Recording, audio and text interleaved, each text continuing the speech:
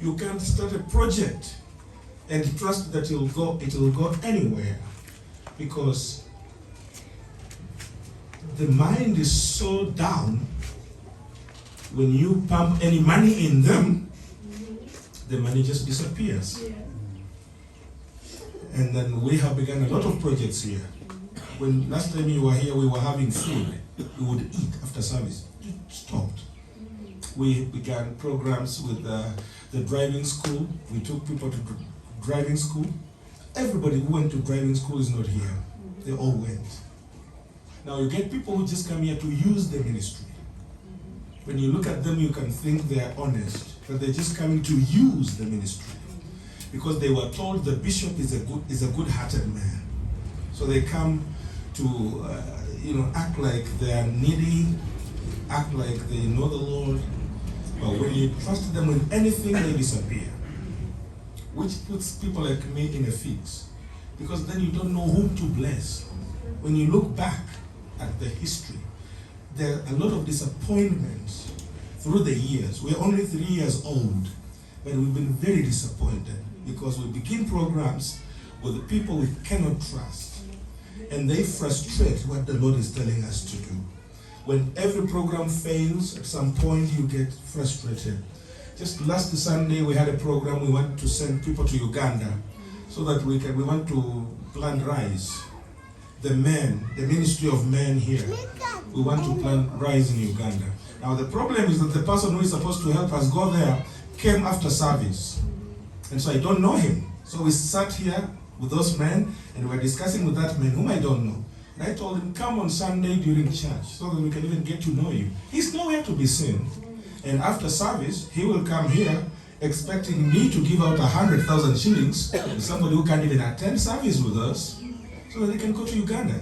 That is possibly not a good person. People who cannot be trusted. And like you want to do things. On Sunday we left this place and we had shopping in the vehicle. And we have people here who would never come here.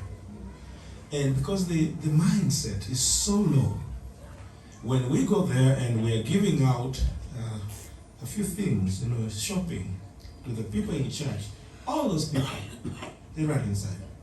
And I saw a very long queue. They were taking our things and they walk away, behaving like dogs. And it's only a dog that behaves that way.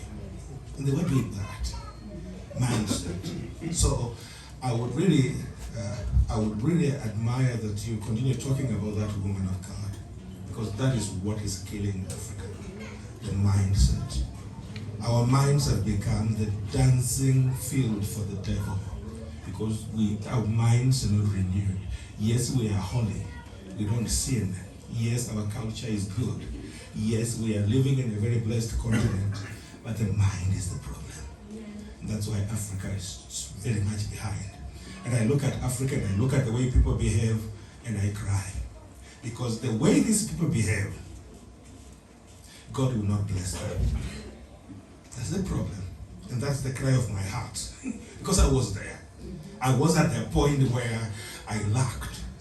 And I lived in need and always complained and cried. And I couldn't afford things. And the moment that Rhema word came to me, and I had a transformed mind, I began operating at another dimension. And God gave me things. Now I operate there. And He blesses me. And I give. He blesses me and I give. And I want to have so many people living in that dimension. It's not working because people are not renewing their mind. That's where the problem is. And I pray that people like you and more others will come over to help our people. Just work on the mind so that we can renew our mind and reach the level where we operate with the mind of Christ. The mind of Christ. That is what Africa needs. That's what the church needs. Bwana asifiwe. That's what church needs. And during the election campaigns, I ran for governor of Trans Nzoia County. And because of the mindset of the people, they couldn't understand me.